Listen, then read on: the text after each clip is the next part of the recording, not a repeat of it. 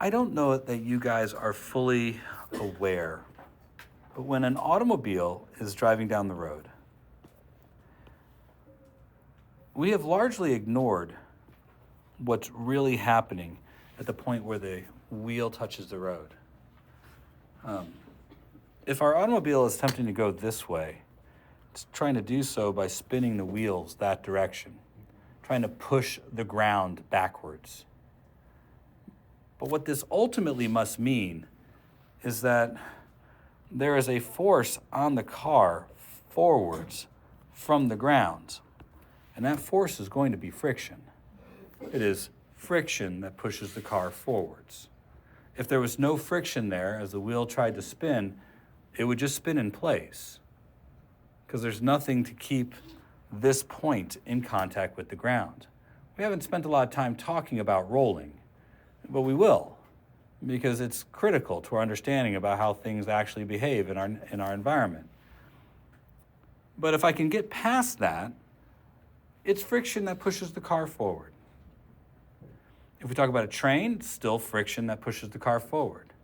If we talk about your feet, it is friction that pushes you forwards.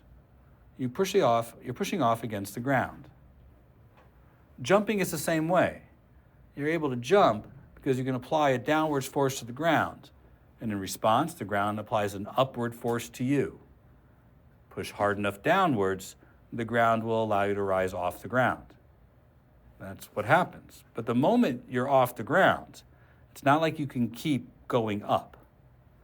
With nothing to push off against, you come to rest due to gravity, and then gravity brings you back down. So if I wish to escape that problem, I need to find a way to apply a force to an object where there's no possibility of traction or even an external force. I mean, I'm not going to talk about the rocket in the air so much or on the ground, but let's put the rocket in the most inhospitable place, right? Middle of space with no external forces acting on the rocket. If that's our starting point, and from there we want to figure out how to have the rocket move through space, well, there is absolutely no chance of an external force acting on the rocket if it's just in the middle of free space someplace. In fact, it might be worse. Perhaps there is an external force acting on the rocket, and you're trying to not only get away from that external force, but escape it. Right? If we want to send a rocket, into Earth's orbit, we don't have to escape the Earth. Right? We just have to get it out there traveling fast enough sideways that it'll still be stuck to the Earth, but traveling in a circle around it. We talked about orbits first semester. But if you want to escape the Earth, then you have to get away from it to where gravity is no longer pulling on it. We've not really done that, but maybe twice, maybe 3 times. So you figure the Voyager 1 and 2 spacecraft represent 2 spacecraft that are far enough away from the solar system, not just the Earth, the solar system, where the experience of gravity from the solar system is relatively small. Both of them are no longer in our solar system. They are considered to be out in interstellar space. And I did ask the question, how do you know when you're no longer in a solar system? Like, there's no signpost out there to let you know. And the answer, when I looked it up, was that we define interstellar space as the point at which we can no longer detect the solar wind, which is a stream of particles emitting from the sun. So when a stream of particles emitted from the sun is indistinguishable from the background radiation of the universe, you're in interstellar space. We have 2 things that are in interstellar space I'm aware of, Voyager 1 and Voyager 2. And we have a third one that's approaching interstellar space, but won't be there for a long time, and that's New Horizons, which flew by Pluto, and it's somewhere in the Kuiper Belt right now. So we look at these objects that are way out there and understand that they are no longer being propelled. They had a velocity that was given to them by the rocket engines that propelled them years ago, and they are now just traveling on their own inertia. Does that make sense? Should they travel long enough, they'll either come to rest due to our solar system, or they'll make it someplace where the gravity of something else will act on them. Fair enough? I don't know where they're going to go. So how does a rocket do it? So let's start with considering what a rocket does. So I have two rockets here, but they're representing the same rocket at two different moments. Let's assume that the rocket is already in space and is already moving. And let's say that it has some initial velocity we'll call v naught. If you don't like the fact that the rocket's already moving, then assume v naught equals 0. It's not going to change the problem. I want to have a problem set up that is flexible enough to accommodate it already being, in motion. Is that fair enough? Now, the rocket moves by ejecting fuel. That's how it moves. It's a conservation of momentum problem. So let's assume that there's the mass of the rocket plus the fuel that is inside the rocket. All good? All right. So that fuel is going to be ejected. And when ejected, the fuel will be given some ejection velocity. We'll just use that little yellow block to be the ejected fuel from the rocket engine. And it would have to have a mass of delta M, as we included delta M as the mass of the fuel inside the rocket. Now, when that occurs, we are left with the rocket, and now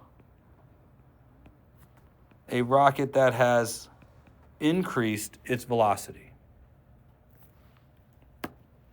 So this represents like two states of the problem. Does that make sense?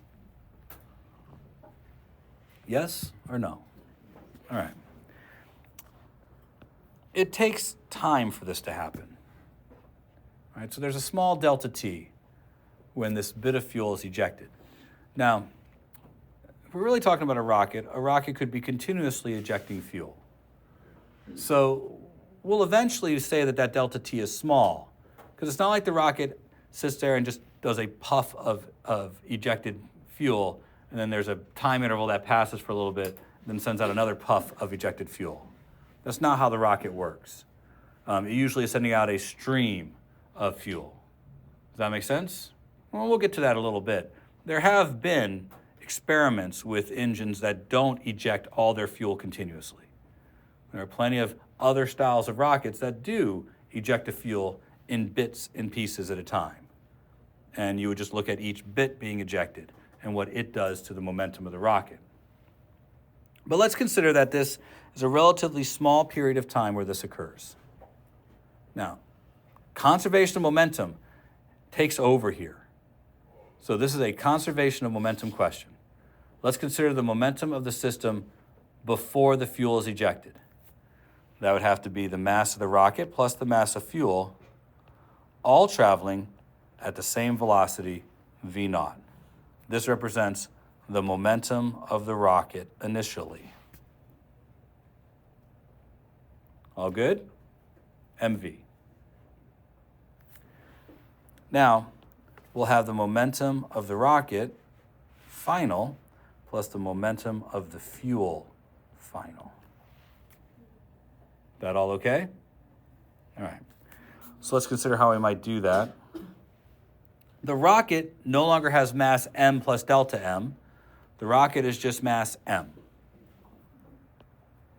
But the rocket's velocity is now v naught plus delta v.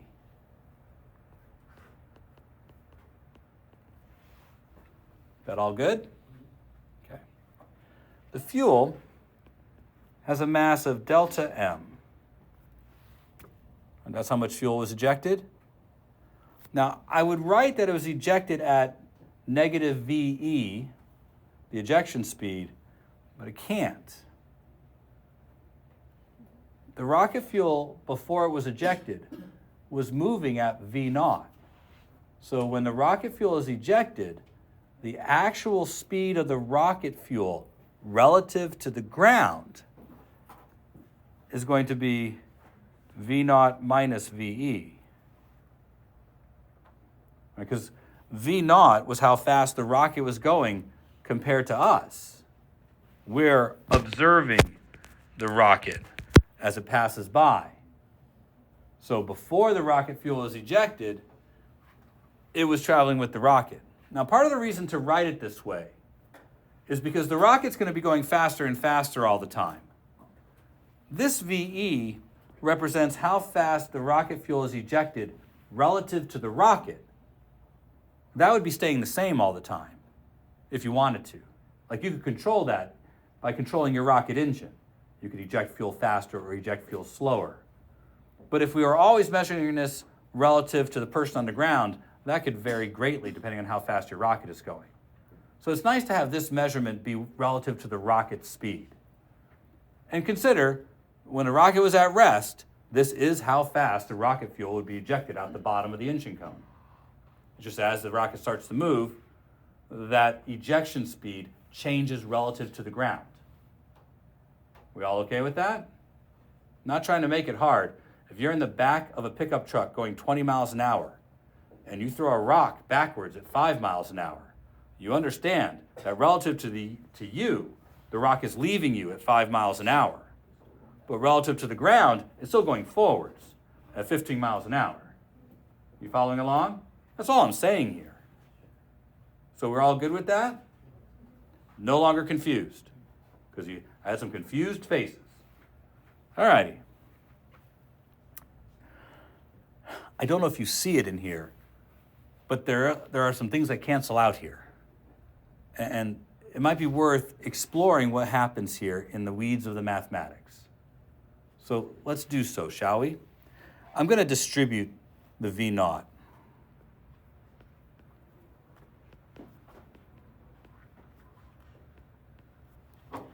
And over here, I'm going to distribute the M and the delta M.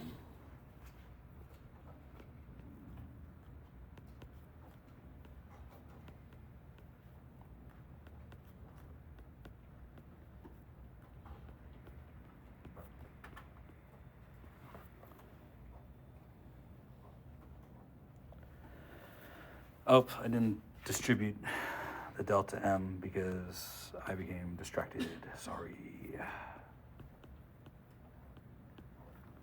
There. Alrighty. I see lots of things here, but I am seeing that there are some things on both sides that are the same. Do you see them? Because this is parts of the problem that didn't change. And since this is a conservation of momentum question, things that were still the same on both sides, they go away. And all we're going to start seeing are the parts that were changing. So I see that, and I see this. Do you see those things? Okay. So we can strike them out by adding the inverses on both sides, leaving me with 0 equals M delta V minus delta M VE.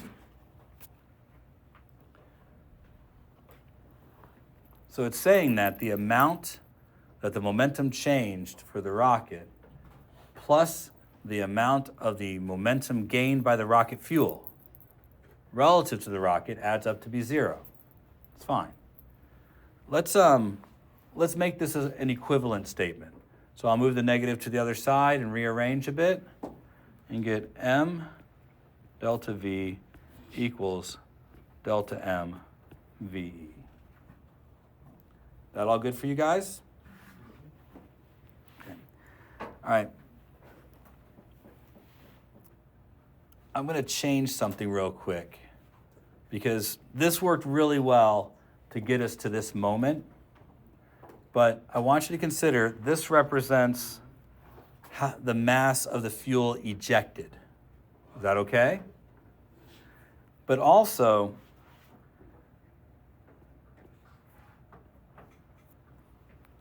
this has to be equal to minus how much the mass of the rocket changed.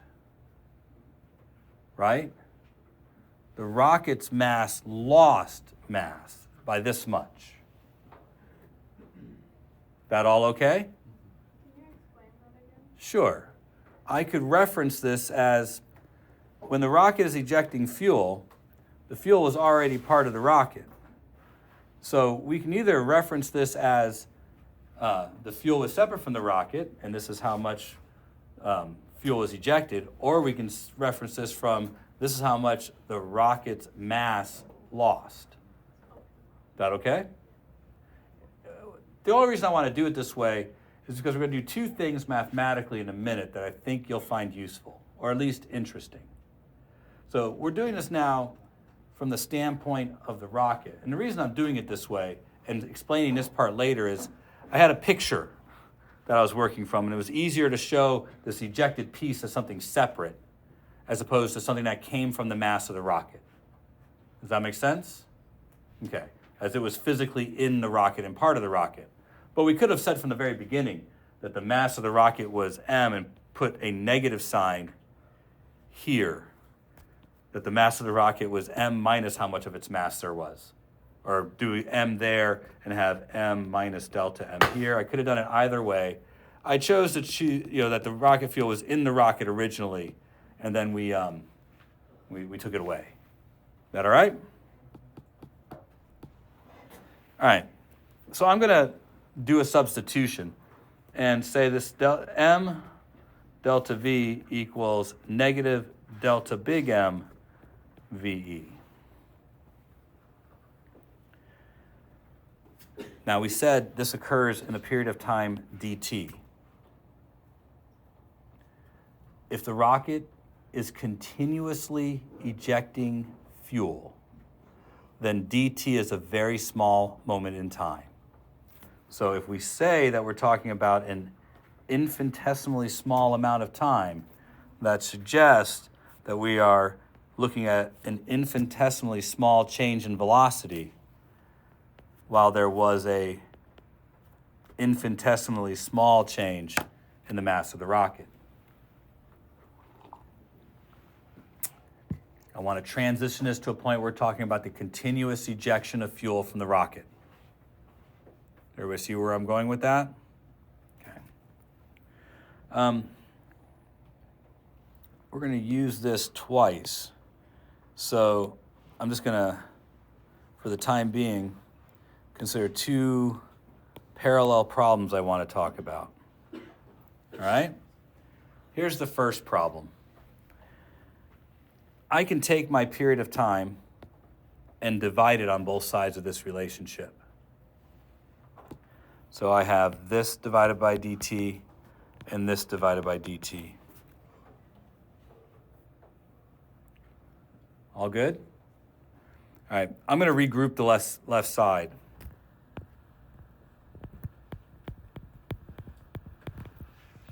I'm going to regroup the right side.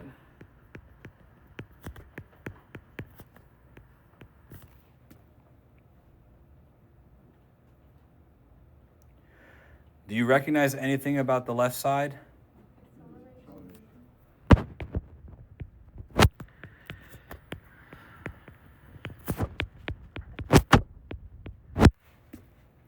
Do you recognize anything else now?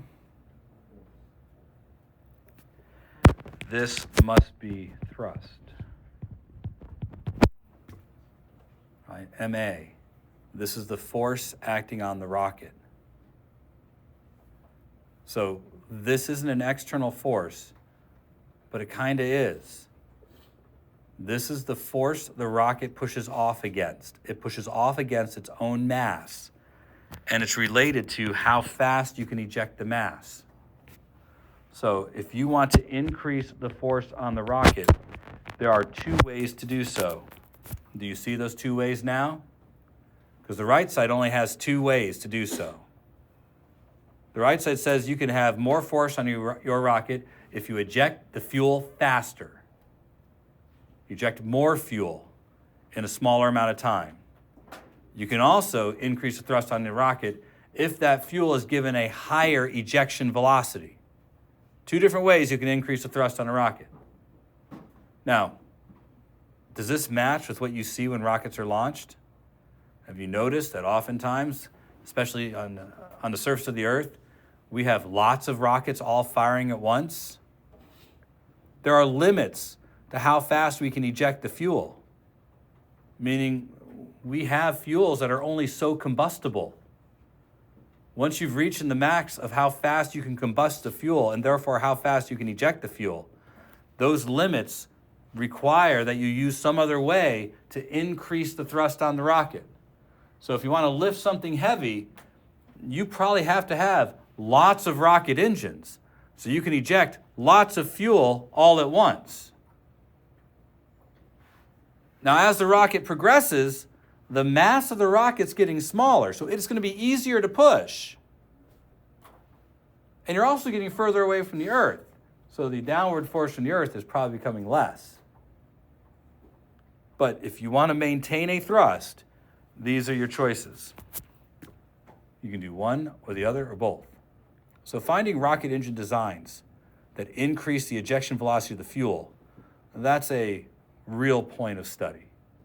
Finding more combustible fuels, a real point of study. There's another thing I want you to consider here. This one involves a little calculus, though. So if you're prepared for that, great. If you're not, I don't care. So we're going to do a little calculus. What if I just want to know what it would take to get my rocket up to a certain speed? Because that's not given to me on the left. The left equation is telling me how much force I can get on my rocket.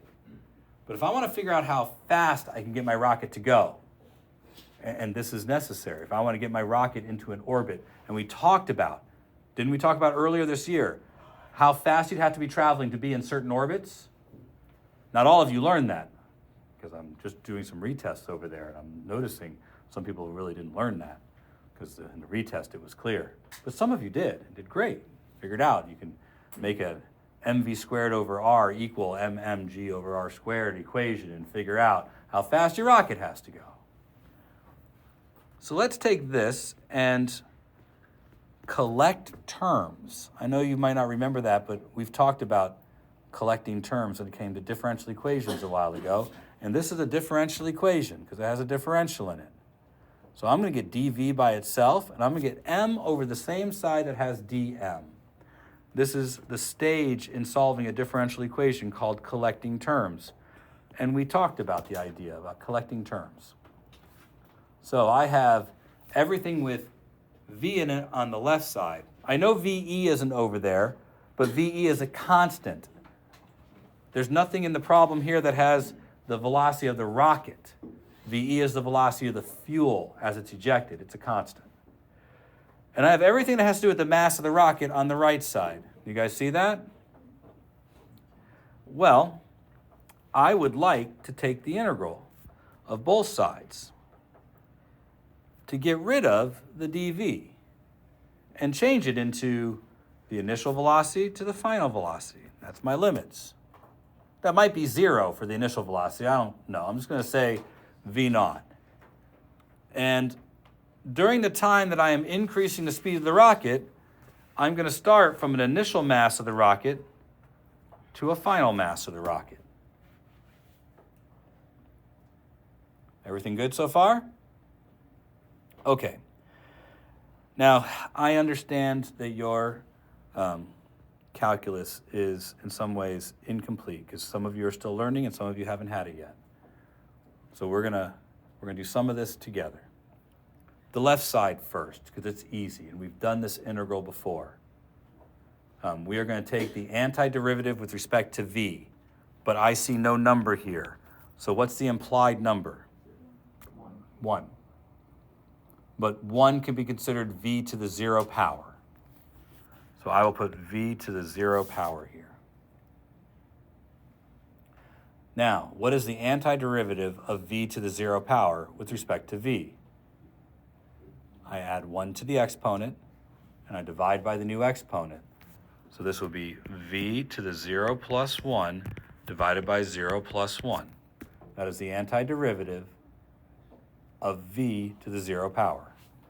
You guys who are not in calculus and are wondering when I'm going to be expecting this of you, I am expecting it of you. This is the 8th time we've talked about this. You have to start coming to this, okay? I'm going to keep repeating questions in front of you, but your homework's going to start to include this more and more, as will our tests. Okay? The second part of doing an integral is remembering that I still have to apply my limits.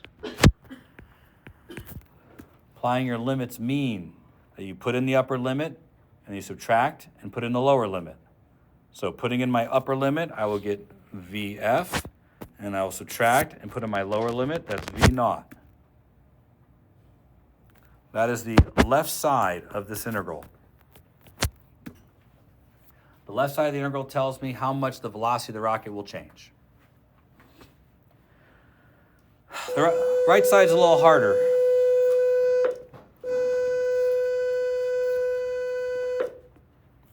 I will rewrite the right side like this. This should look familiar to you because we've seen it before. If it doesn't, I'm going to write something down, and then we'll finish this tomorrow.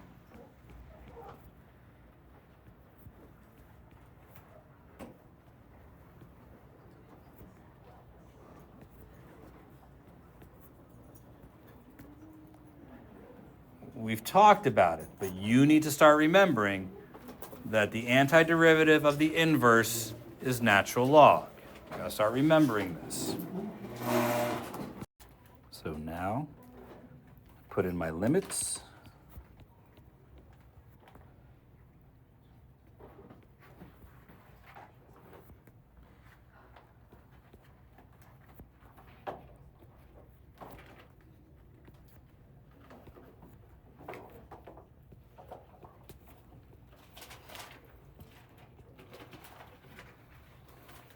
Like so.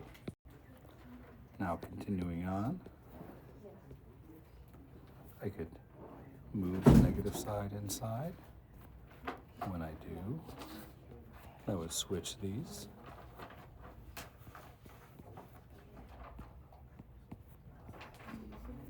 Like so. Finally, I can express this as a single logarithm of the ratio of the initial mass of the rocket to the final mass of the rocket. Now, what is this telling me? Well, it tells me that if I have a big rocket that I take all the mass of and fill it with fuel, that if most of that fuel mass is fuel, and that what's left over is a very, very small massed rocket, that I get the most change in velocity. Which is why you'll notice most of a rocket is nothing but fuel. And what's left over, tiny little capsule. We eject pieces as we go to make this as small as possible when compared to this. No, I'm sorry, make this as big as possible when compared to this. But it also says, if I want to attain a certain speed, this combination is what's going to take to get us there. Now, there's other things to consider, because although this will get us to the speed, that's what the rocket engine does, there's more things acting on the rocket during this time. Things like gravity, and that's going to make an impact on this as well.